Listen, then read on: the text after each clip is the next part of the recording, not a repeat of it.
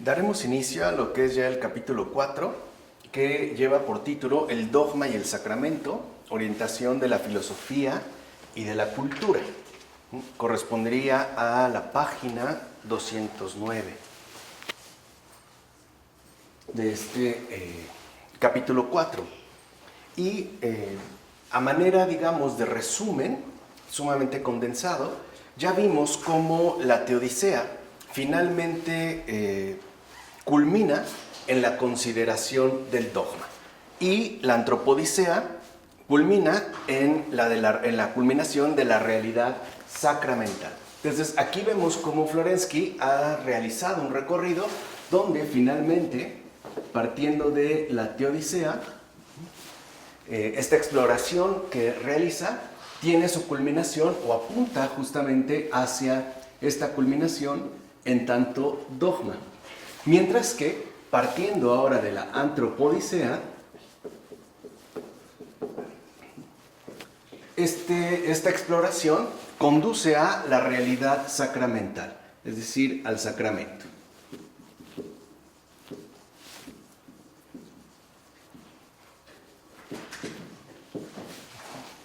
Así, lo que en este caso a Florensky le interesa destacar es cómo hay una orientación fundamental en cada uno de estos dos planos, que recuerden que tendría que ver pues con nuestra experiencia de vida práctica y también nuestra experiencia de vida intelectual. Ambas se conjugan, pero tienen sus respectivas características. Por eso lo que vimos es que en último término, aquí se apunta a que dentro de estos dos elementos que han sido debidamente abordados en su respectiva profundidad, se pueda entonces acceder a la verdad. Y la verdad no solo entendida como un mero concepto o una especie de exigencia abstracta por parte del entendimiento, sino que esta verdad tendría más bien que verse remitida a la integralidad de la realidad, o sea, a esa realidad integral, que, como ha mostrado Florensky, no es para nada simple ni podemos darnos el lujo de hacerla incurrir en una determinada simplificación. Por el contrario, tenemos que afrontar su respectiva constitución antinómica, o sea, darnos cuenta cómo está, por así decirlo, atravesada por una serie de contradicciones que la van configurando, de hecho, en su perfil más elemental. No sé, en pocas palabras, ya vimos las contradicciones que laceran tanto a la razón como a la actividad humana. Esta última entendida ya en términos de generadora de la cultura. Este es, digamos, a lo que pudimos acceder la última vez. Pues bien, a partir de aquí, lo que va a intentar mostrar Florensky es, por una parte, la realidad misma del dogma, en tanto culminación de la Teodicea, y por otro lado también la realidad propia del sacramento. Y entendidos ambos, es decir, tanto el dogma como la realidad sacramental, como esos lugares sintéticos, o sea, estos lugares plenamente concretos, donde la experiencia creyente realmente se unifica y, al quedar ciertamente unificada, al mismo tiempo alcanzaría esa curación de la contradicción que tanto le aqueja. Entonces, lo que vemos también por una parte es que estos dos serían los lugares sintéticos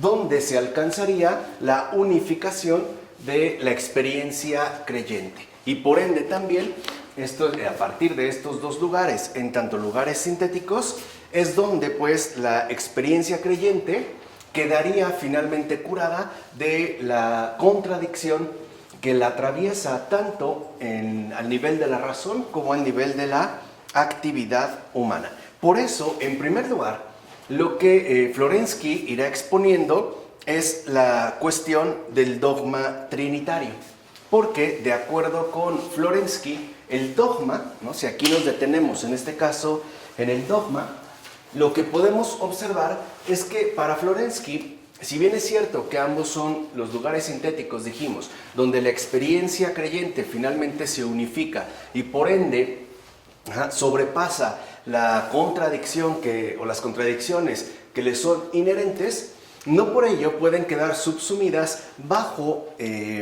una misma perspectiva, sino que tienen que ser destacadas en su propia originalidad, ¿no? Por decirlo de alguna manera.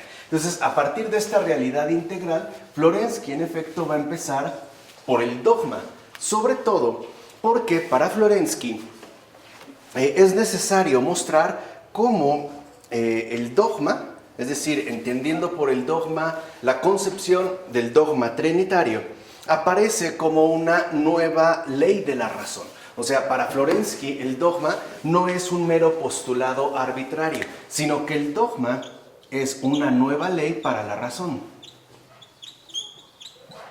Recuerden que esto, ¿no?, con el firme propósito de superar la contradicción que ciertamente mantiene en una polaridad a la respectiva razón. Entonces, el dogma es asumido como una nueva ley de la razón y además sería, por tanto, principio y origen de la filosofía si se asume la filosofía como una adecuada concepción del mundo. Entonces, el dogma no es algo que se oponga, por ejemplo, a las exigencias propias de la razón, aunque sí, como veremos, puede ser sumamente ajeno al entendimiento. Ya habíamos avanzado las diferencias que hay entre el entendimiento y la razón. Pero aquí lo que vale destacar es que esta nueva ley para la razón, o mejor dicho, esta nueva ley de la razón en tanto dogma, propicia el origen mismo de la filosofía.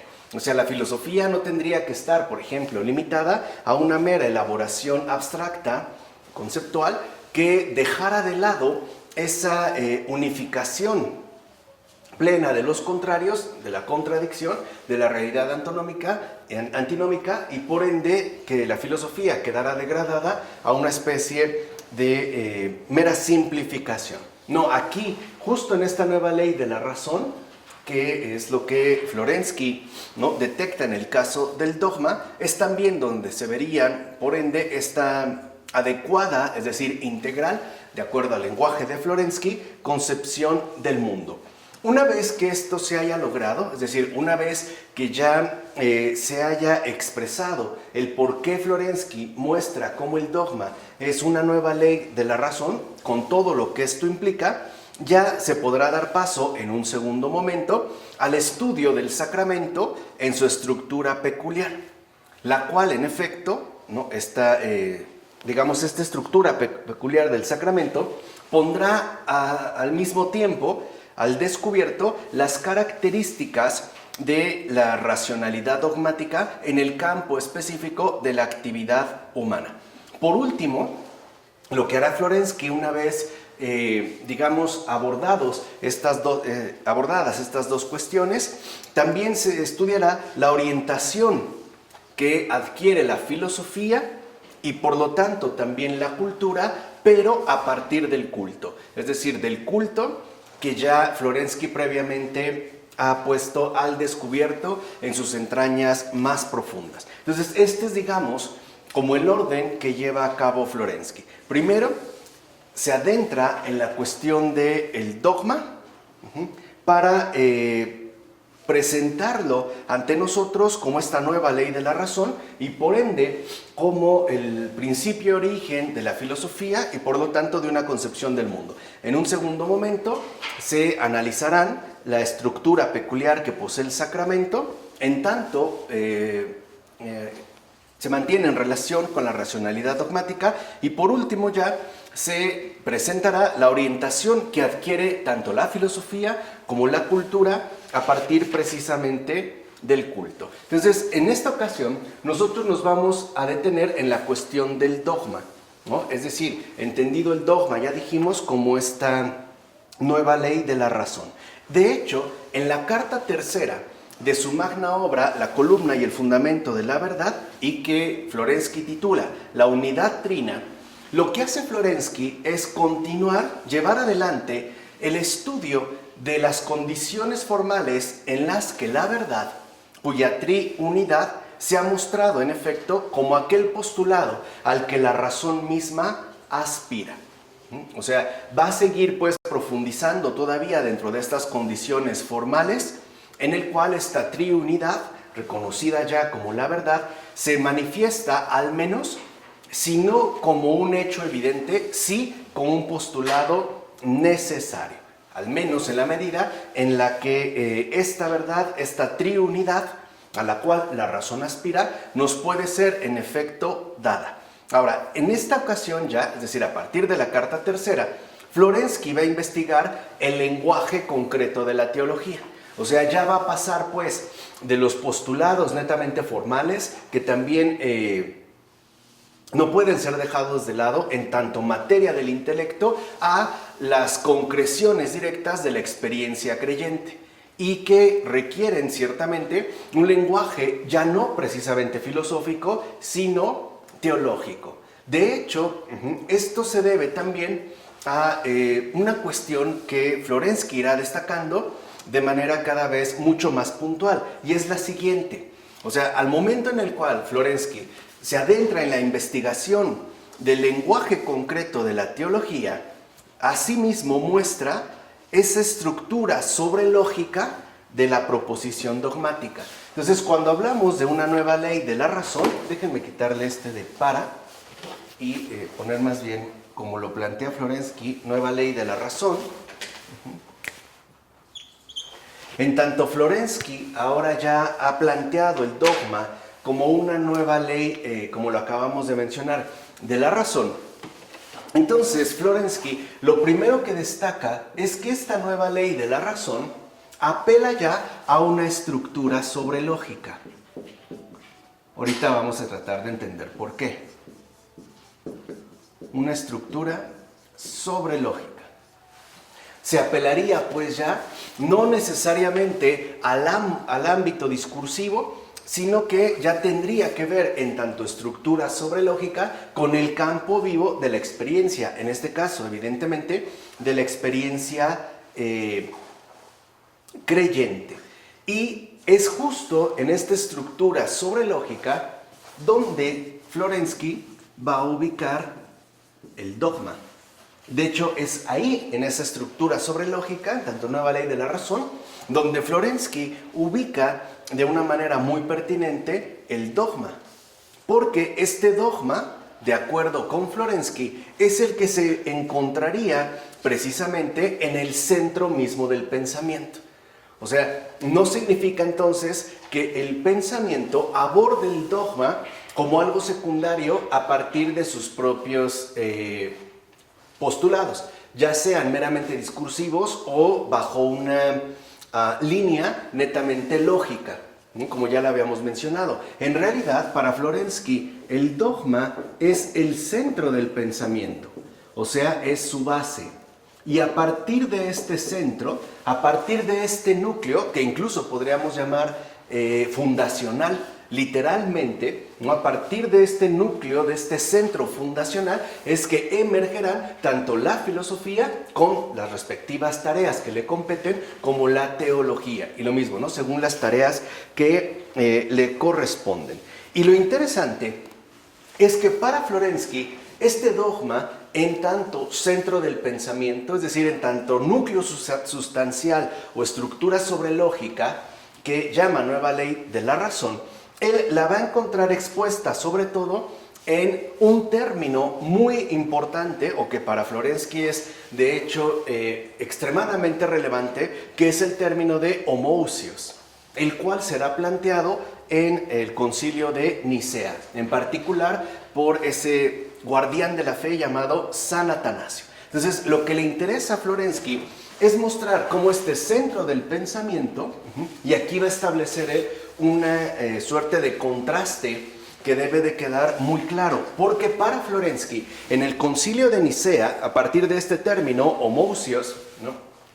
Desarrollado, de hecho, donado pues por la entrega a la verdad que asumió San Atanasio, para Florensky este término es justo el que expone esta nueva ley de la razón, y por ende correspondería, en tanto homoousios, Este es muy fundamental, expresado en Nicea como el elemento fundacional precisamente del dogma, en tanto centro del pensamiento. O sea, para Florensky, en el Concilio de Nicea, es donde se va a ofrecer por primera vez el núcleo mismo del dogma en tanto estructura sobre lógica. O, por decirlo de una manera más simple, para Florensky, haciendo una lectura sumamente fina, sumamente profunda de este concilio, y en particular de la obra de San Atanasio, se da cuenta de que el homousios, ya ahorita lo iremos desarrollando de manera gradual, no es un simple concepto. O sea, no se trata pues de un mero tecnicismo filosófico, que además ayudara a plantear o a formular un cierto concepto teológico. No es un concepto. En realidad el homousios, de acuerdo con Florensky, es justo la expresión de esta estructura sobre lógica que, dadas ciertas circunstancias que aquí él también va a mencionar, se ha perdido de vista. Entonces, de hecho, para Florensky, es este homousios el único que encierra la síntesis intelectual factual que tanto se está buscando. O sea, es en el homousios, pues, donde finalmente se unifican o quedan plenamente conjugados tanto la teodicea como la antropodicea. O sea, es una expresión, pues, ¿no?, que logra captar, de acuerdo con Pavel Florensky, ese núcleo fundamental del dogma en tanto estructura sobre lógica, y que además, como insiste Florensky, me parece que con toda la razón, a esta expresión solo es posible acceder de manera concreta. ¿Por qué? Porque no se trata de un concepto meramente abstracto. O sea, no es una noción. Si ya recordamos lo que mencionamos la ocasión anterior en términos de nociones, como estos productos o herramientas elaborados por el pensamiento. No es pues una idea, es una expresión de una realidad viva y por ende sobre lógica. Entonces, de ahí que sostenga Florensky que no podemos acceder a la riqueza, a la luminosidad del homousios por una vía meramente intelectual. En todo caso, solo se podría acceder al homousios de manera concreta, es decir, de manera experiencial, a través pues de una vivencia, que además requiere a su vez la superación del entendimiento. Y ahí es donde entraría en juego el acto de fe. O sea, la fe pues para Florensky, y aquí es donde se ve también el gran beneficio que ha tenido del estudio a fondo de los padres de la Iglesia, que es de hecho donde basa toda su labor, ¿no?, realizada posteriormente o muy posteriormente. Para Florensky, entonces, algo queda muy claro, y creo que eso también nos debe de calar hondo a cada uno de nosotros, y es esto: la fe no es una idea, no es una especie de elaboración conceptualmente sistemática cuyas particularidades podrían ser plenamente articuladas a partir, por ejemplo, de una ordenación meramente lógica. No, para Florensky la fe no es una idea, o sea, no es una simple doctrina. La fe es una experiencia y por lo tanto es una experiencia viviente, es pues una experiencia de vida, que en efecto implica, por una parte, la superación del entendimiento. Es decir, la asimilación plena de una dimensión sobre lógica, que sería justo lo que nosotros llamaríamos creencia. Y esto es bien interesante porque nosotros, como buenos herederos de los modernos, tenemos ciertos imaginarios un tanto falseados con respecto a estas dos referencias. En primer lugar, con respecto a la cuestión de la creencia, porque cuando hablamos de creencia, suponemos de entrada que se trata de una especie de elaboración psicológica, muchas veces individual, a la cual puedo yo verme más o menos adhesionado según el grado de convencimiento lógico que ésta me propicie. O sea, incurrimos pues en un psicologismo, que de hecho es la denuncia que también realizara en su momento Franz Brentano, ¿no?, este filósofo, aunque lamentablemente después se desviaría por otros rumbos. Pero bueno, en principio, no podríamos incurrir en un mero psicologismo, como hoy lo estamos nosotros sosteniendo. Y por otra parte, ese es el segundo aspecto, también solemos suponer que cuando hablamos de fe, estamos hablando de algo cuya lógica nos debe de resultar de igual manera convincente. O sea, en pocas palabras, reducimos pues la fe a una creencia que nos logre convencer en términos meramente lógicos, es decir, en términos propios del entendimiento. Y por eso es que, de acuerdo con Florensky, no podemos acceder a la verdad. Por eso es que perdemos de vista la realidad integral. Es decir, quedamos privados, pues, del centro del pensamiento. Nos alejamos o quedaríamos fuera de este núcleo fundacional que sería, por tanto, el dogma. Entonces, lo primero que menciona Florensky, con toda razón, es que no podemos acceder, pues, al homousios de una manera meramente intelectual. Solo se puede acceder a este homousios a través de una experiencia vivencial. Y entonces sí, sería a partir de esta experiencia vivencial que accederíamos al mismo tiempo a una nueva ley de la razón que nos aportaría una verdadera racionalidad según su respectiva estructura sobrelógica.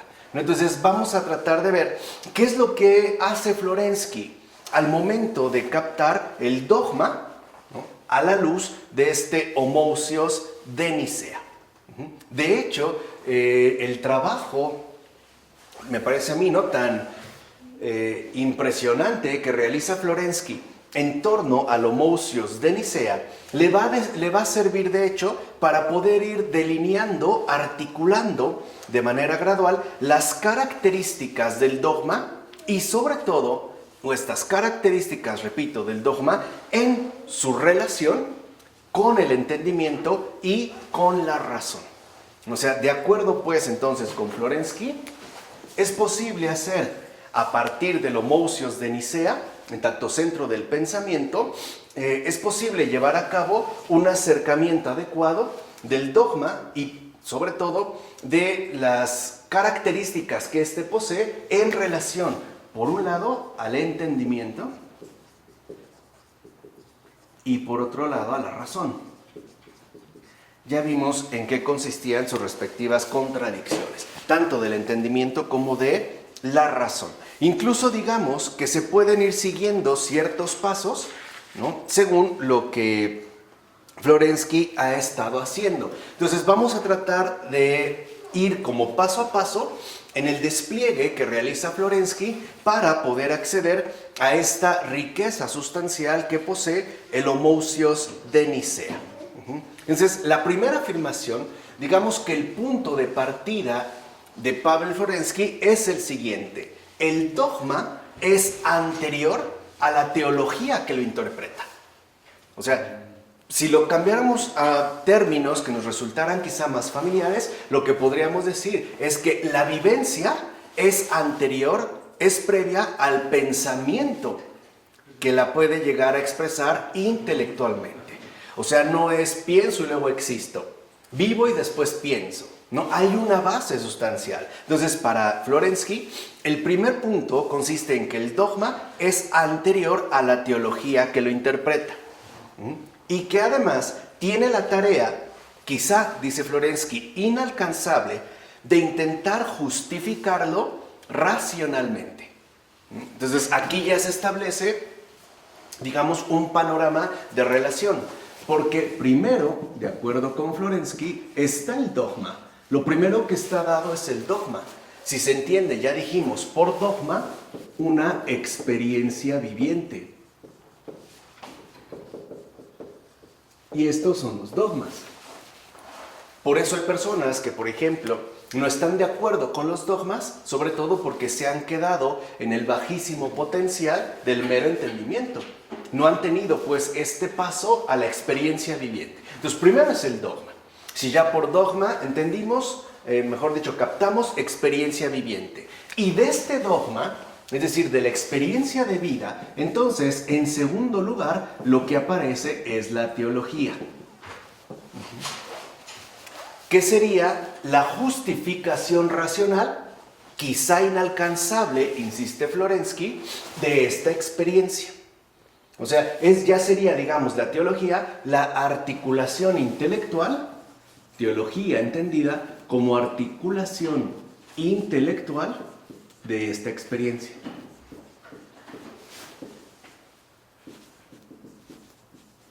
De dicha experiencia.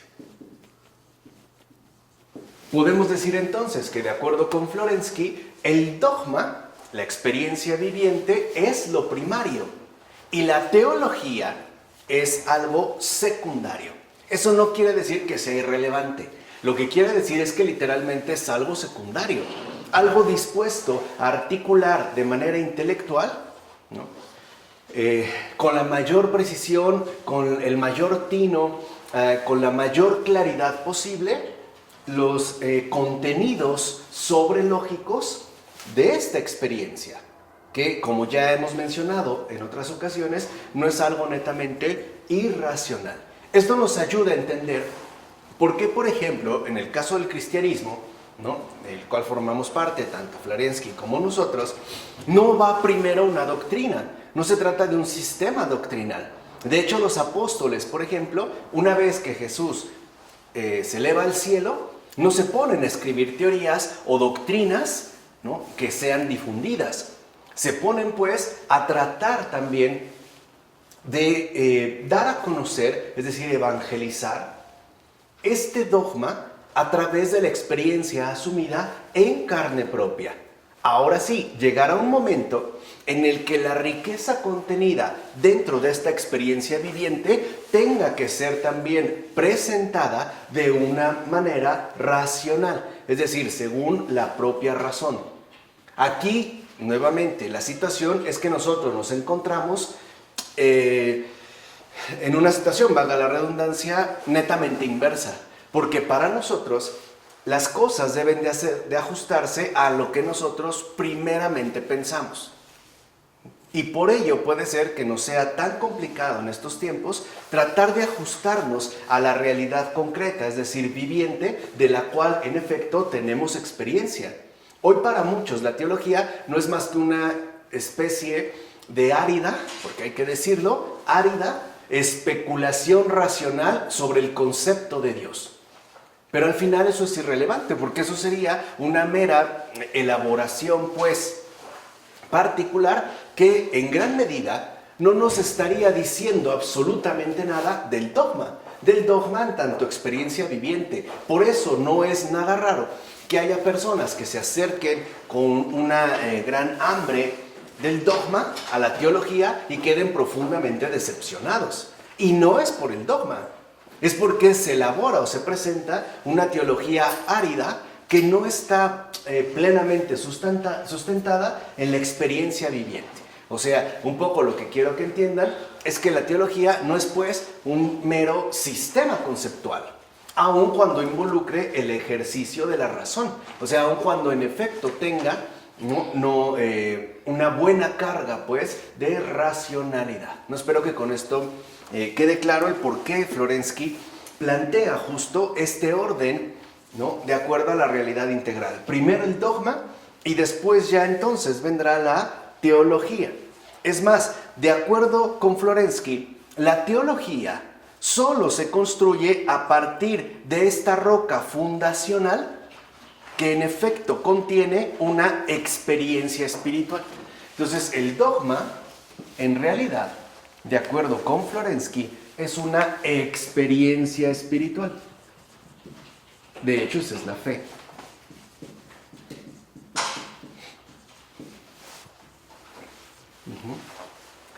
Y, de acuerdo con Florensky, es este dogma, en tanto experiencia espiritual, el que sostiene y fundamenta la teología posterior.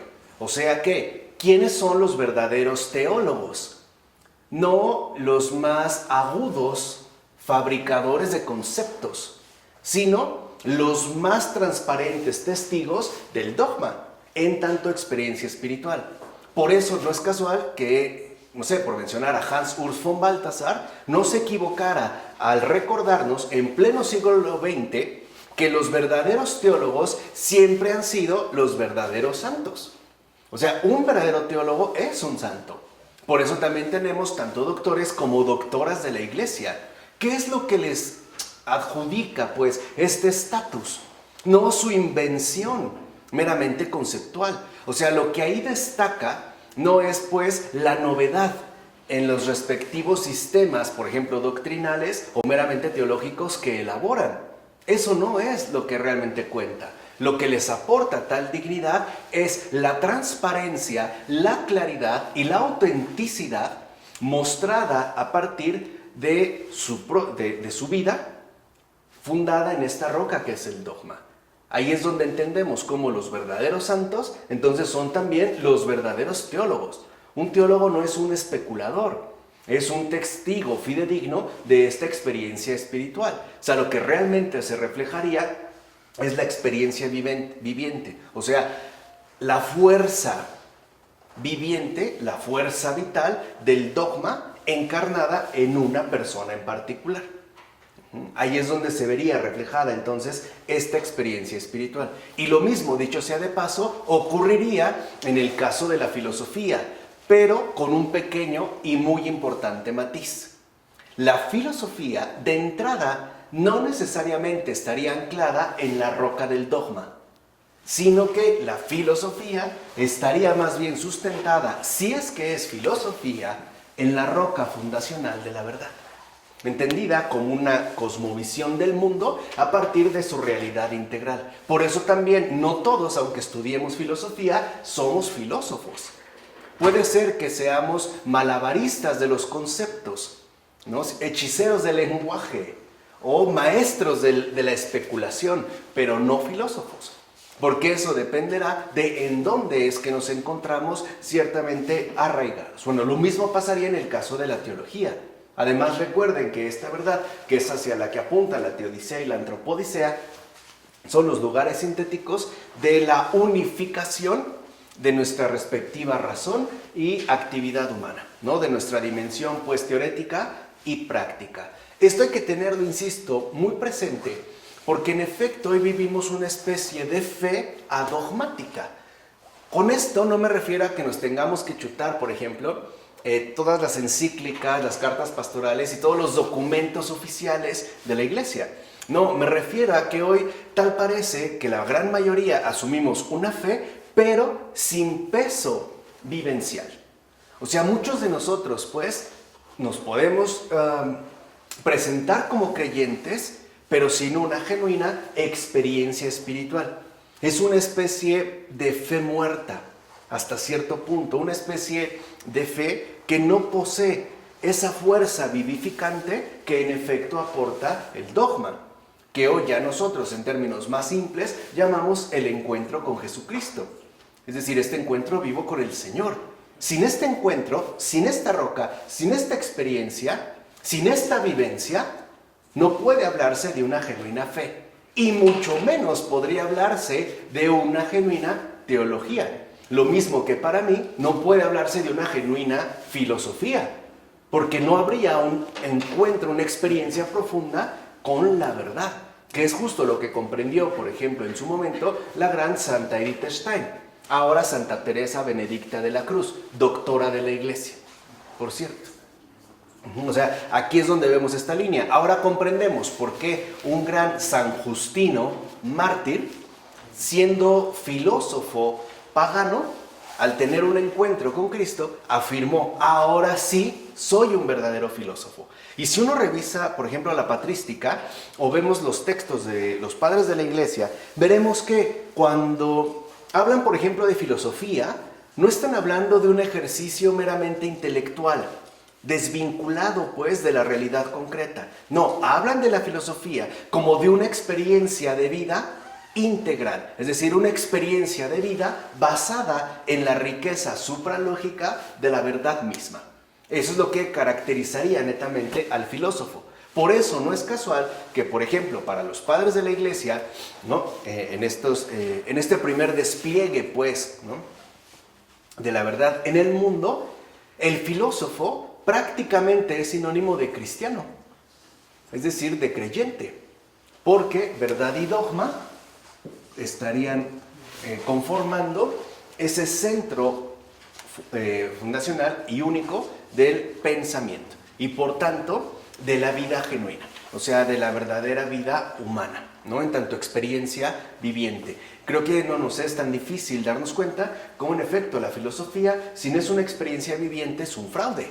O sea, si no es una experiencia viviente de la verdad en su respectiva dimensión supralógica, no es más que habladuría. Claro, puede ser intelectualmente sugestiva, puede ser conceptualmente innovadora, si lo quiere, pero si no tiene este verdadero arraigo, entonces hay como una desviación que vuelve a la filosofía algo igualmente árido y estéril, aun cuando sea intelectualmente exigente, ¿no? Si hay una filosofía muerta.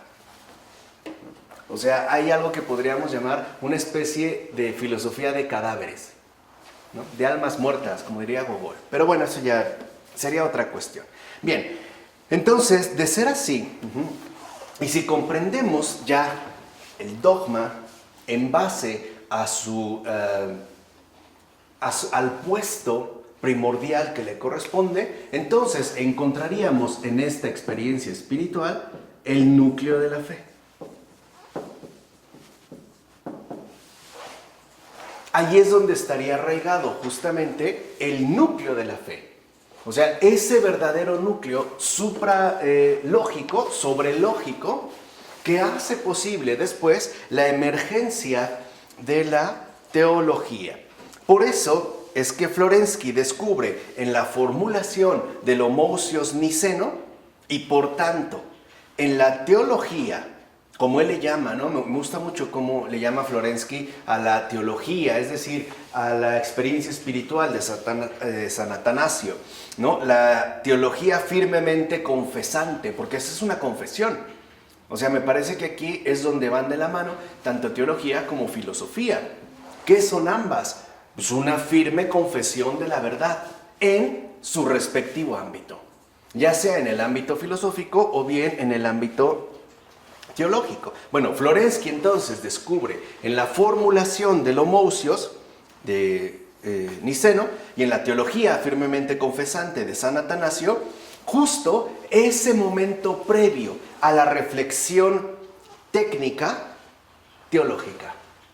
Es decir, lo que descubre en el homoousios Florensky es ese momento fundacional que resulta ser la base, el núcleo de la fe antes de una teología reflexiva, antes de una teología, vamos a decirlo así, meramente técnica. Y que además, de acuerdo con Florensky, es justo este homoousios el que supondrá la cristalización del centro místico de la fe dentro de la particularidad dogmática. O sea, vamos, para Florensky, el homoousios de Nicea, que aparte está, insisto, ¿no?, inscrito dentro de la teología confesante de San Atanasio, es una vivencia, no es un concepto técnico, no es una especialización intelectual, sino que lo que busca expresar, al menos en la medida en la que es posible hacerlo, es justo este núcleo de la fe. En tanto, como ya lo hemos mencionado, experiencia viviente. Bueno, este es, digamos, como el primer paso, ¿no?, que da Florensky. El segundo, la expresión, de acuerdo con Florensky, del misterio trinitario se llevó a cabo en la época de los concilios con la utilización de dos términos que, de acuerdo con la antigua generación nicena, no poseían un contenido distinto. Fíjense, y esto es como muy interesante, o sea, lo que está afirmando entonces Florensky es que en la época de los concilios, por ejemplo, en el concilio de Nicea sobre todo, ni los previos, lo que estaba en juego no era un concepto, sino la expresión más atinada de una experiencia de vida.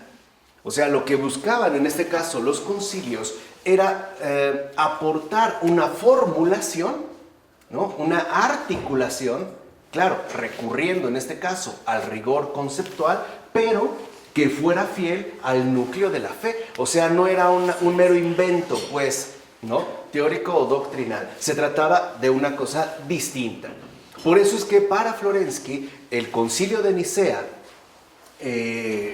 digamos expresado en toda su riqueza, ¿no?, en San Atanasio, es como el elemento fundamental al cual poder acudir para poner al descubierto la nueva ley de la razón. Recuerden que ahorita estamos en la cuestión del dogma. Entonces lo que dice Florensky es que en la época de estos concilios, nuestros predecesores, ¿no?, digamos los padres pues de Nicea, utilizaban dos términos que no eran meros tecnicismos, que de hecho, como afirma Florensky, no poseían estos dos términos un contenido distinto. ¿Cuáles eran estos dos términos? Ousia e hipóstasis. Estos son los dos términos en griego, ousia e hipóstasis. Si nosotros hiciéramos una traducción actual de estos dos términos, lo que descubrimos es que traducimos ousia por sustancia, o a veces se traduce por esencia, e hipóstasis por persona.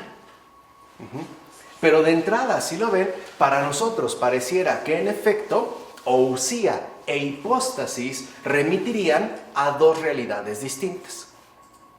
Ahora entienden también por qué Michel Henry insistía en que si seguimos, si nos seguimos manteniendo, ¿no?, aprisionados dentro de este modo de pensar según la división, no podemos acceder a la verdad. O sea, nos perderíamos de todo esto. Por eso les decía, estoy convencido de que Florensky, ¿no?, en la parte ortodoxa, y Michel Henry en la parte católica, son estos gemelos de alma que nos pueden ayudar a poder salir, digamos, de todos los escollos en los que nos encontramos. Incluso creo que son los grandes titanes de la fe de estos tiempos. Tanto Florensky como Michel Henry. Tienen cercanías, tienen diferencias, pero ambos son, digamos, como una especie de hermanos gemelos, ¿no?, cuya aportación es sumamente enriquecedora. Sobre todo creo que son dos titanes que nos ayudan a escapar, incluso me atrevo a decirlo así, ilesos del hundimiento de la fe, ¿no?, de la pérdida pues de este núcleo de la fe. Entonces dijimos, ousia e hipóstasis. Y como afirma Florensky, solamente la teología posterior, por medio de los capadocios, los llamados padres capadocios, San Gregorio de Nisa, San Gregorio Nacianceno y... ay, se me olvidó ahorita el otro. San Gregorio de Nisa, San Gregorio Nacianceno y San Basilio, eran los capadocios, es que se introduciría una diferencia técnica entre los dos. O sea, de acuerdo con Florensky, en los tiempos de Nicea, estos dos términos, ousia e hipóstasis, no eran distintos en su respectivo contenido. Esta distinción, según Florensky, apareció a partir de los capadocios, es decir, tiempo después. Pero, de acuerdo con Florensky, era una distinción que apuntaba a establecer una diferencia más bien técnica. O sea, era ya pues una cuestión lingüística. Ahí es donde se había dado pues un movimiento importante de tener en cuenta. De hecho, lo que insiste Florensky es que el modo como fueron comprendidos estos dos términos por los padres de Nicea se va a convertir en la medida para poder juzgar la evaluación posterior. O sea, en pocas palabras, de acuerdo con Florensky, en los padres de Nicea se alcanzó el mayor logro de todos. Es decir, la mejor articulación del núcleo de la fe. Y esta mejor articulación del núcleo de la fe es justamente el homousios. Porque el homousios en los padres de Nicea contiene en efecto la más acabada formulación del núcleo de la fe en tanto experiencia viviente. Ya después, lo que insiste Florensky es que a partir de los capadocios se hizo una distinción técnica entre estos dos términos, es decir, entre ousia e hipóstasis, pero en los padres de Nicea no. O sea, podemos decir que en los padres de Nicea, o en los tiempos de los padres de Nicea, de acuerdo con Florensky, Ahí se alcanza el culmen en tanto articulación ciertamente teológica del núcleo de la fe, pero después se irá pasando poco a poco de la experiencia viviente a la elaboración meramente conceptual. O sea, dejará de ser pues una experiencia de vida para convertirse en un trabajo del mero pensamiento. ¿Se entiende? O sea, se deja la experiencia y ahora pareciera que se tratara de una cuestión meramente intelectual. Hay una, si lo quieren ver así, intelectualización de la fe, o en sentido negativo, una desvivificación de la fe. Se le ha quitado pues este peso. Bueno, y esta medida para Florensky es la de un esfuerzo puramente lógico de, citando a San Atanasio, triunfar sobre el entendimiento por la fe. Entonces, lo que constituye para Pavel Florensky el homoousios es este triunfo del entendimiento en la fe. O sea, ese trascender del propio entendimiento hacia la estructura fundacional o sobrelógica que está en la base de todo. Sería pues el homoousios un verdadero triunfo del entendimiento, que además se da justo por la fe. Entonces, de acuerdo con Florensky, lo fundamental es que en este homoousios, repito, se da ese triunfo sobre el entendimiento por la fe. De ahí pues que entonces, para Florensky, sea tan esencial el homoousios de Nicea, porque es en este homoousios donde en efecto se puede comprender de manera plena qué es un dogma. Entonces no es casual que Florensky acuda al homoousios y que además lo encuentre ya dado en Nicea, dijimos, ¿no?, en la obra del gran San Atanasio, como le llamaban ya en la antigüedad, el campeón de la fe, justo porque alcanzó el triunfo, ¿no?, sobre el entendimiento por la fe. Ahora, ¿qué encierra entonces para Florensky la utilización dogmática de estos dos términos en el momento fundante de Nicea? O sea, ¿qué es pues el concilio de Nicea para Florensky? Un momento fundante. Por eso es que no puede ser pasado de lado. Ahí es donde se alcanzaría, pues, les digo, ¿no?, la mayor culminación en los esfuerzos por tratar de hacer inteligible, por transmitir, incluso por comunicar el núcleo de la fe. Bueno, entonces, ¿qué encierra, de acuerdo con Florensky, la utilización de estos dos términos, ousia e hipóstasis? Que, como mencionamos, en los tiempos de Nicea no apelaban a contenidos distintos. Esta distinción, que además, repito, fue una distinción técnica, es decir, lingüística, apareció después, a partir de los capadocios. Bueno, aquí es donde Florensky entonces pasa al otro nivel, es decir, donde daría su tercer paso. De acuerdo con Florensky, la utilización de estos dos términos, ousia e hipóstasis, en ese momento fundante que llamamos Nicea, encierra, sin lugar a dudas, una enseñanza importantísima. ¿Cuál es la enseñanza importantísima que se nos hizo llegar con San Atanasio, ¿no?, en este momento fundante? Que en la Trinidad, o sea, al hablar de la Trinidad, la distinción ahí presente, o sea, a ver, vamos a tratar de ponerlo en otros términos más sencillos. La realidad de la Trinidad, ¿no?, por decirlo así brevemente, esa es la lección importantísima que busca destacar Florensky, es que la realidad de la Trinidad, su verdadera distinción, que son tres y uno, no puede captarse de un modo lógico. Eso es lo primero. O sea, el término homoousios lo que está entonces indicando es que al hablar de Dios debemos reconocer que se trata de un misterio y por ende que no puede ser abordado desde nuestras perspectivas meramente lógicas. Y esto es algo que también, repito, Florensky estará desarrollando de manera muy peculiar. A no ser, dice Florensky, que intentemos captar, ¿no?, la Trinidad en su respectiva distinción, no de un modo meramente lógico formal, sino correlativamente. Entonces vean, aquí ya este núcleo de la fe, de acuerdo con Florensky, y eso es algo que contiene el momento fundante de Nicea a partir de el término homousios. Lo que nos indica el homousios en la utilización de estos dos términos, ousia, ahorita los vamos a explicar mejor, hipóstasis, indica ya que el núcleo de la fe, o sea, digamos en este caso la Trinidad, la verdad, que Dios es uno y trino, no es algo que puede captarse de un modo lógico formal. De hecho, para nuestro entendimiento, que Dios sea tres y uno es absurdo. Literalmente absurdo.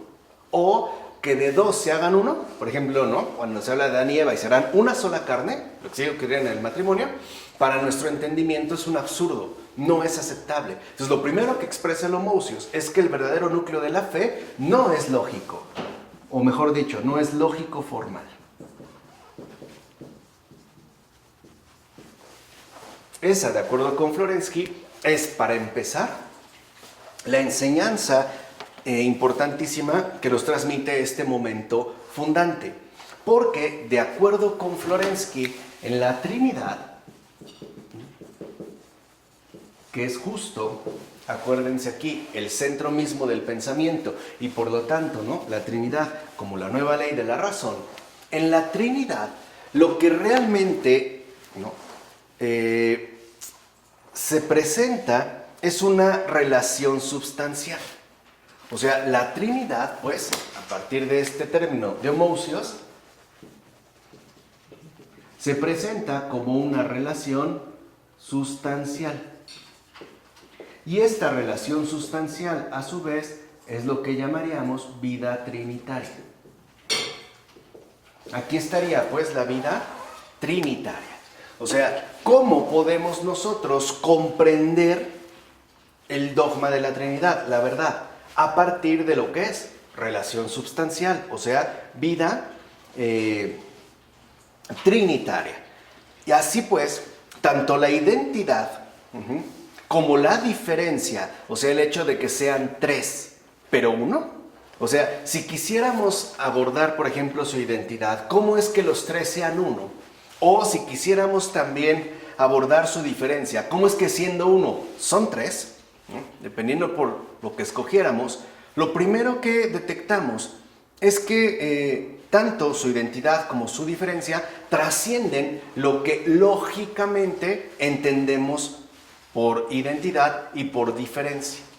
¿Por qué? Porque se trata, como dice Florensky, de una identidad viviente. O sea, es un Dios vivo. Por eso no es casual que también para Florensky la vida no sea algo meramente lógico. No es algo que puede remitirse a un plano meramente formal, ¿no? En la vida, como lo hemos dicho en otras ocasiones, 2 más 2 no siempre es 4. De hecho, hasta nos atreveríamos a decir que en la vida real, 2 más 2 casi nunca son 4. Casi nunca. O sea, no se ajusta pues a esta mera formalidad lógica. Y por ende, aquí es donde entra lo importante, y esto apunta a que no se trataría entonces de una identidad de autoafirmación, A igual a A, y por ende de aislamiento, una diferencia de aislamiento. No habría pues división. Ahí lo que habría sería una verdadera unidad. Ahora, ¿cómo expresar entonces este acto infinito de la relación? Es decir, la vida de los tres en la unidad. ¿Cómo expresarlo? Si no es por medio de instrumentos lógico-formales. O sea, ¿cómo entonces poder expresar este acto infinito de la relación? Dice Florensky, pues con la utilización de dos términos, fíjense, que son distintos, pero no por sí mismos, que son, repito, no por... A través de utilizar estos dos términos, ousia e hipóstasis, que son distintos no por sí mismos, es decir, no por su contenido, sino el uno en relación al otro. sea, quiere decir que de entrada, ousia e hipóstasis no remiten a contenidos absolutamente distintos. Solamente se establece la distinción a partir de la relación establecida entre ellos. O sea, ¿cómo podemos entonces nosotros captar pues el por qué se utilizó en Nicea estos dos términos de ousia e hipóstasis? Pues a través de darnos cuenta que no se trata en principio de dos contenidos distintos, sino que se trata de que ambos se conjugan a partir de la relación que mantienen, no como elementos diferentes, sino como elementos unificados que logran alcanzar su expresión en base a la relación mantenida. O sea, lo que dice finalmente Florensky es esto. Concretamente, ousia se distingue de hipóstasis, lo mismo que derecho se distingue de izquierdo, y viceversa, cuando se habla del uno en relación con el otro. O sea, ¿cuándo tiene sentido hablar de derecha? Cuando hay una izquierda, o sea, solo en base a esa relación. Ahí es cuando adquiriría entonces plenamente sentido hablar, por ejemplo, de derecha. Dice, de otro modo, este término en realidad no tendría su respectiva carga expresiva. O sea, solo cuando se habla del uno en relación con el otro.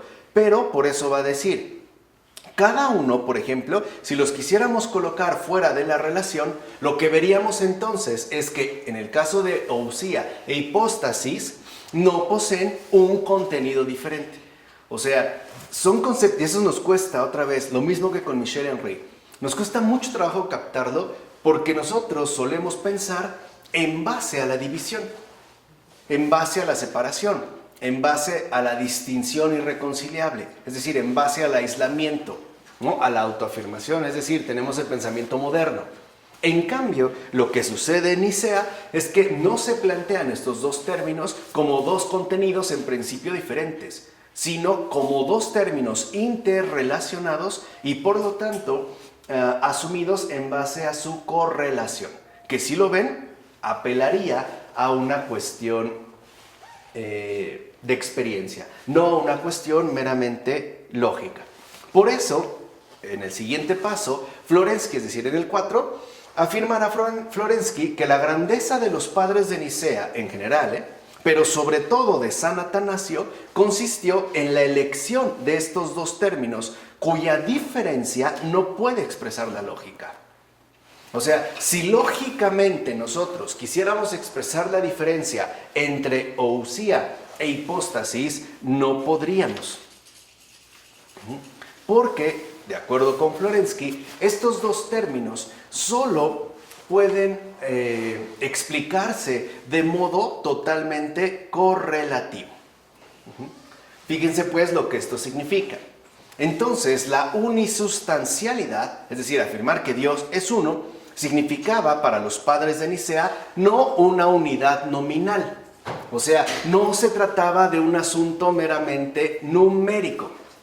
No era una cuestión numérica. No es hablar del uno, del número uno, que en efecto posee una formalidad lógica.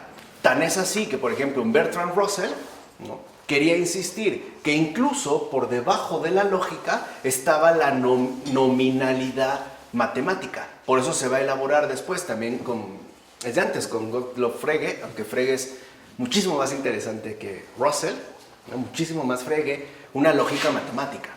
O sea, el ver cómo podría darse una estructura que incluso fuera más allá de los conceptos problemáticos de nuestro lenguaje común y alcanzar, por lo tanto, una verdadera estructura universal, ¿no?, donde se iban a dar, digamos, estos primeros pasos. Bueno, de ahí pues entonces que la unisustancialidad significaba para los padres de Nicea y en especial para San Atanasio no una unidad nominal, sino la unidad concreta del Padre, del Hijo y del Espíritu. O sea, es una unidad concreta, porque la Trinidad, en tanto relación sustancial, vida trinitaria, es unidad concreta.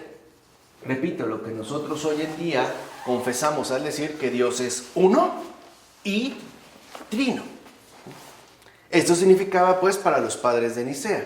Mientras que hipóstasis, lo que denotaba era la esencia personal de cada uno de los tres. O sea, que a pesar de que se trataba de una unidad concreta, no estaba dada a partir de una mezcla o confusión, sino que se mantenía el orden mismo de esta misma relación.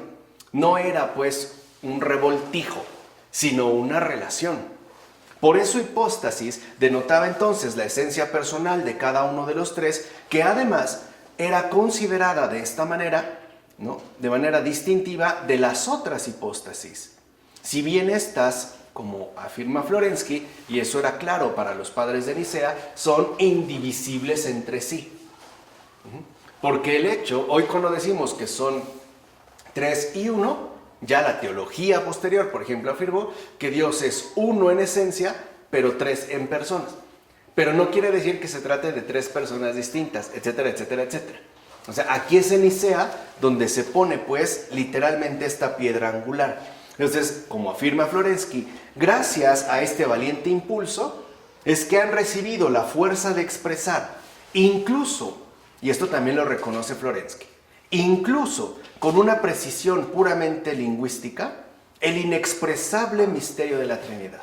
O sea que el lenguaje también puede ser utilizado con precisión en relación al misterio. No tendría por qué afectarnos necesariamente, al menos este intento valiente de expresión, como también es ciertamente requerido. Entonces lo que afirma Florensky es que con el homousios, pues, este valiente impulso, se alcanzó, aunque así fuera con precisión puramente lingüística, el inexpresable misterio de la Trinidad. Así Florensky pasa a un quinto momento. La diferencia entre usía e hipóstasis aplicada a la Trinidad no puede entonces captarse más que de un modo concreto, es decir, de un modo vivencial.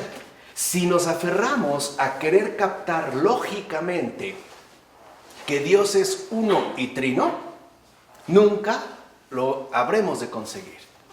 Y no es porque se trate de un absurdo, es porque no es competencia del entendimiento, ¿no? Por eso, en su modo muy sano, Chesterton dice, qué extraño que se burlan de mí porque creo en el Dios uno y trino, pero no se burlan de mi vecino que cree en la humanidad, que son millones, ¿no?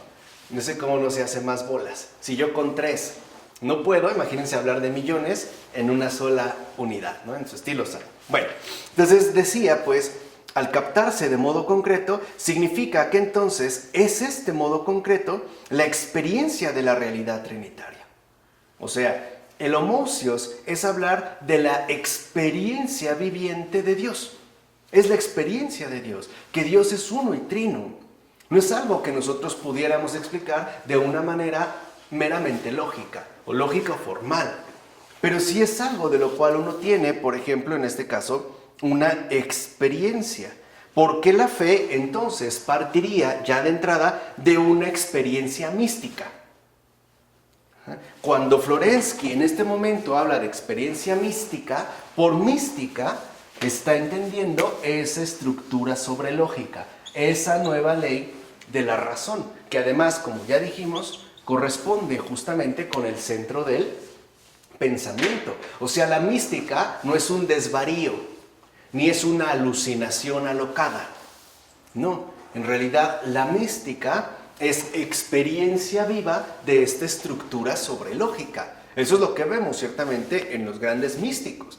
No conocemos o sabemos de místicos que han tenido experiencias extraordinarias y qué difícil les es, por ejemplo, tratar de articular en nuestro lenguaje, aún apelando a los mejores conceptos, las vivencias que previamente se han tenido. No nos olvidemos de un gran Santo Tomás de Aquino.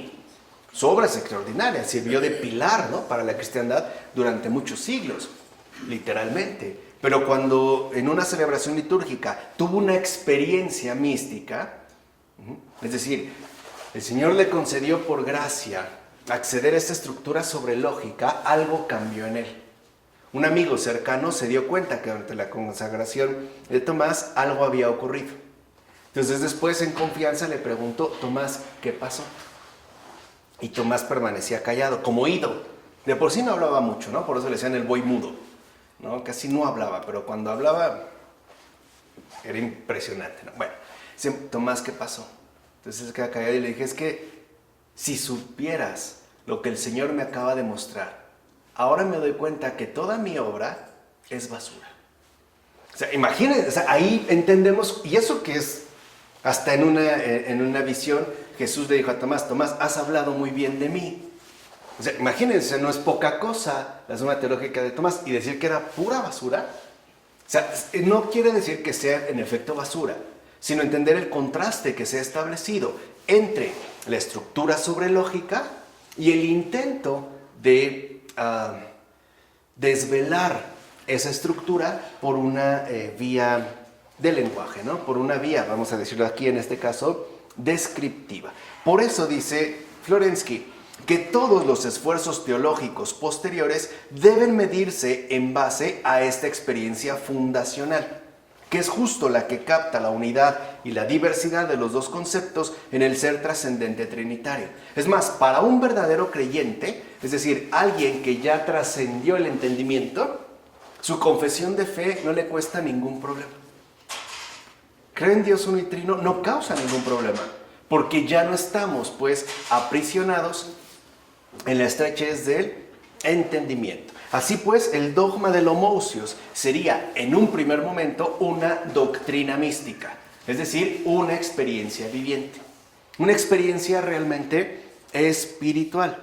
Y es solo en relación a este carácter místico de la afirmación dogmática que habrían entonces que medirse todos los esfuerzos teológicos posteriores, porque como les dije, sí hay planteamientos teológicos que no parten pues de esta experiencia espiritual. Muchos se ve que sí tienen una dotación intelectual muy potente, pero carece de verdad. O sea, no están realmente anclados en el dogma. No brotan, no emergen, si lo quieren ver así, del núcleo de la fe. Muchas veces brotan de la autoafirmación, o sea, de la propia capacidad intelectual, ¿no?, para desplegar de manera lógica un montón de conceptos.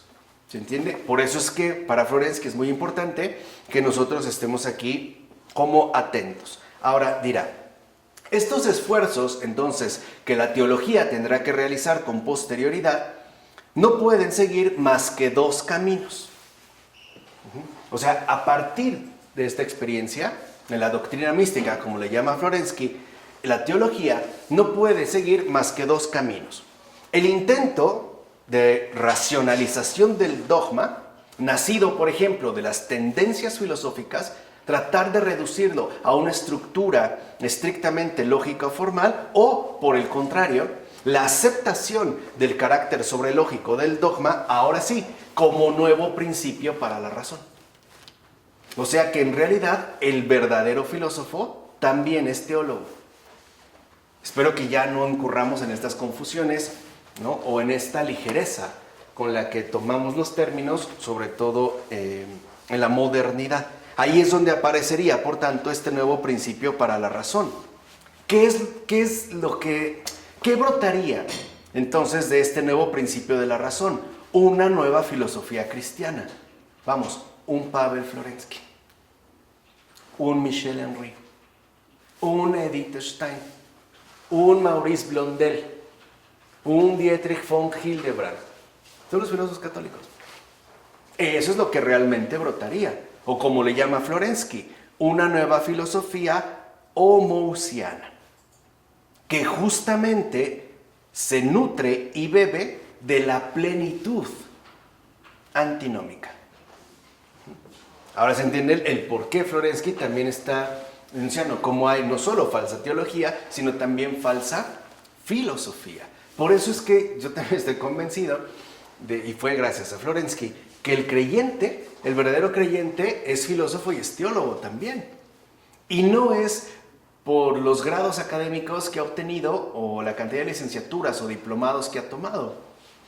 No es por eso, o sea, es por la sinceridad, autenticidad de su experiencia espiritual, o sea, el núcleo de su fe. De ahí es donde entonces podrían, creo hoy, ¿no?, en la actualidad, reconsiderarse muchas cosas. Bueno, aquí se pasaría al siguiente paso, al sexto. Entonces, los esfuerzos de atribuir a Osía hipóstasis una posición lógica independiente, o sea, como si se tratara de dos términos completamente distintos y por tanto no correlativos, fuera ya del contexto dogmático, fuera ya de la experiencia pues viviente, debieron conducir necesariamente, y de hecho lo han conducido, a una mera racionalización del dogma. Es lo que les decía, hoy para nosotros los dogmas no son experiencias de vida, son una especie de racionalización muda, como que no nos dicen mucho. ¿Por qué? Porque no partimos de esta experiencia viviente que es de entrada el dogma. Entonces, en este caso, fíjense, y es aquí lo que también le interesa mucho destacar a Florensky, en este caso, entonces, lo que se produce es una tendencia. O sea, cuando uno no es homoousiano, entonces lo que se produce es una tendencia. Porque este núcleo de la fe, espero que ya se haya captado muy muy bien, lo que produce en su contrario es una tendencia. Y esta tendencia es el homo, déjenme ver, la tendencia homo y ousiana. Esta es una tendencia. Quiere decir que en realidad hay homoousianos o homoiousianos. Si lo ven, la única diferencia, si nosotros lo pusiéramos escrito igual, este es homousios, y incluso recuerden que en griego la U se escribe U y se pronuncia I, ¿no?, como en hipóstasis. Homousios, por eso no decimos homousios, homousios con I. Aquí va, homoiousios. Parece exactamente lo mismo, o casi igual. Lo que hay de por medio es una I. Ahora, veamos lo que esto provoca. Esa es la tendencia de la mera racionalización. Porque entonces la tendencia llamada homoiousiana, ¿no?, es la que afirma solo un cierto parecido. O sea, en pocas palabras, los homoiousianos son los que afirmaron la sustancia parecida. Aunque se le haya dado el sentido de parecida en todo, en realidad no es idéntica. ¿Qué quiere decir? ¿Por qué se sostiene que ya no es idéntica? Porque entonces ya no se parte de la experiencia viviente, sino de un mero esfuerzo del puro ¿qué? Entendimiento. Y es donde nosotros vamos a ver nacer, por ejemplo, las herejías. Ahí se ve esta distinción. Entonces, en pocas palabras, ¿qué es un hereje? No el que sostiene una mera doctrina contraria. Un verdadero hereje es el que se ha desgarrado del núcleo de la fe. Y dije bien, desgarrado. Porque ha estado ahí, pero ha optado por sí mismo. O sea, en lugar de conformarse a la estructura sobrelógica, ha decidido optar por la autoafirmación. Es decir, por las complacencias dulces de su propio ¿qué? Entendimiento. Esa es la tendencia. Hoy muchos de nosotros también somos herejes. No porque tengamos doctrinas realmente sorprendentes, ¿no? Porque hoy ni siquiera nos damos ese lujo, ¿no? El mundo contemporáneo ni siquiera puede darse el lujo de tener verdaderos herejes. Vamos, respetables herejes. Estamos tan decaídos que ni eso, o sea, ni siquiera podemos ofrecer un gran hereje, un verdadero hereje. No, ni siquiera eso. Pero sí tenemos esta tendencia. Porque para nosotros, al carecer ya del núcleo de la fe, lo único que podemos llegar a establecer es un cierto parecido. Quiere decir, en pocas palabras, que ya no estamos en comunión con la verdad, sino en un cierto parecido, cercano casi en todo, pero no en esa comunión de unidad. Por eso va a afirmar entonces Florensky que esta tendencia homoiousiana nunca puede significar la unidad numérica y concreta que en efecto es la que se entiende por el homousios. ¿Entiendes? O sea, puede parecer una tendencia mínima, pero aquí ya lo que se pone, digamos, al descubierto es que se atenta contra la verdad. Y al atentarse contra la verdad, entonces lo que termina, digamos, dejado de lado es esta nueva ley de la razón. Por eso, cuando no está sentada la razón en su verdadera estructura sobre lógica, lo que aparece son sistemas racionalizantes. Lo que aparece, pues, es una doctrina que carece realmente de sustancia. Es, si lo quieren ver así, aunque suene feo, palabrería. Es parecida a la comida, pero no nutre absolutamente nada.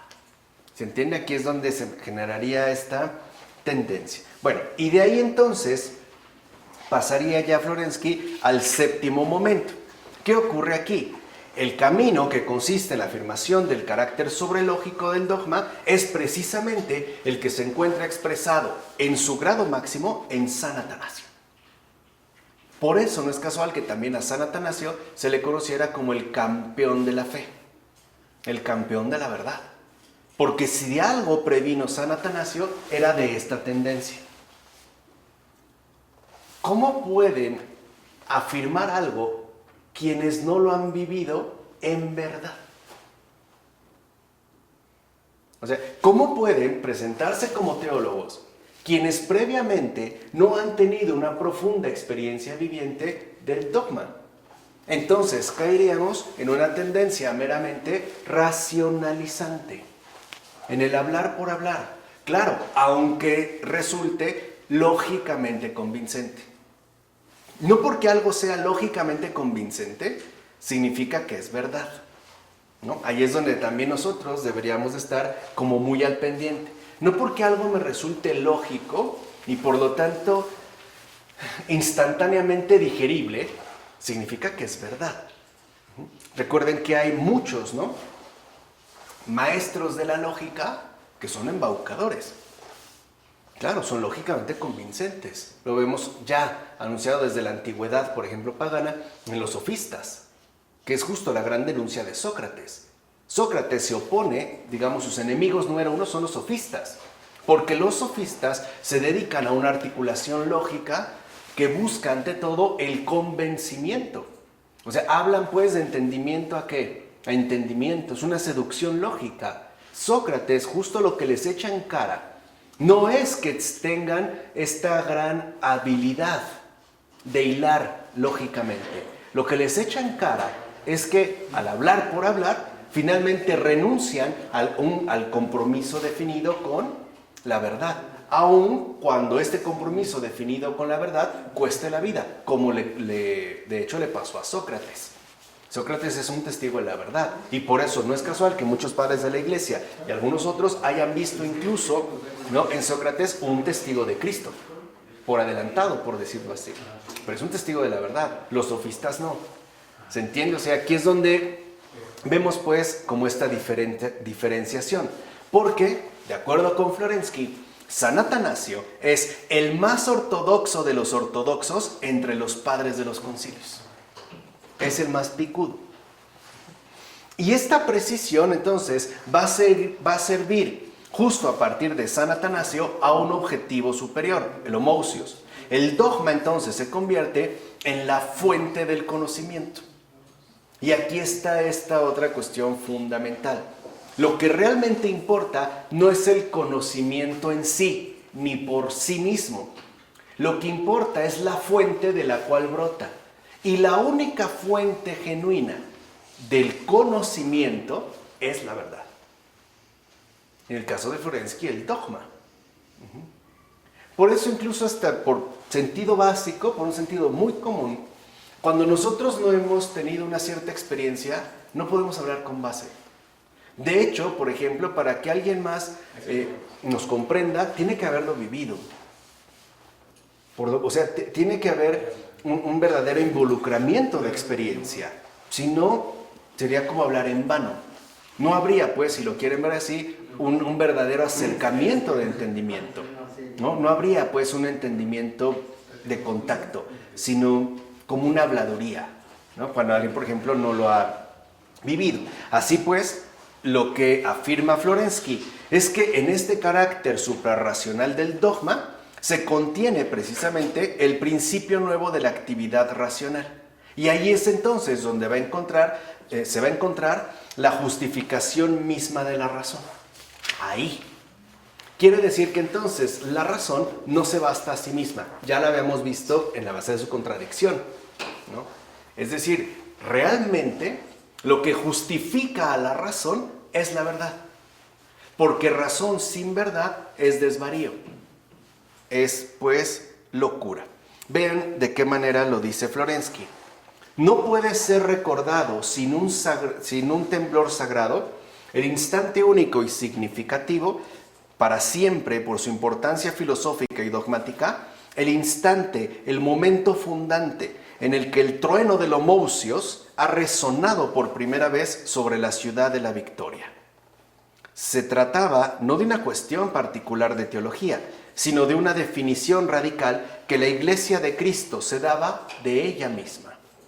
El término único de homousios no solo expresaba el dogma cristológico, sino que también procuraba una evaluación espiritual de las reglas de la razón. Y ahí está el punto. La verdad tampoco es algo netamente lógico, es espiritual. Y por lo tanto es una experiencia viviente. Por eso Florensky habla de viviente. Una experiencia espiritual. Por eso no es, por ejemplo, una especie de vitalismo biológico, sino una vivencia espiritual. Y añade, el entendimiento era pues conducido a la muerte. Por primera vez, el principio nuevo de la actividad racional ya era proclamado aquí urbi et orbi. Entonces, ahora lo fundamental es ver de qué manera este homousios, como autodefinición de la Iglesia de Cristo, es el que evalúa espiritualmente la razón. Y ver entonces a dónde es que la conduce. Entonces, esto también lo hemos olvidado, porque la verdadera evaluación de la razón no es meramente intelectual ni psicológica, es espiritual. O sea, lo primero que hay que evaluar es si nuestra razón, o en qué medida, está o no adherida a la verdad. ¿Qué tanto parte, pues, la razón de esa estructura sobrelógica homousiana? O por el contrario, ¿qué tanto nuestra propia razón ha preferido la tendencia homoiousiana? Al menos como tendencia. ¿Qué tanto, pues, nos hemos preferido a nosotros mismos?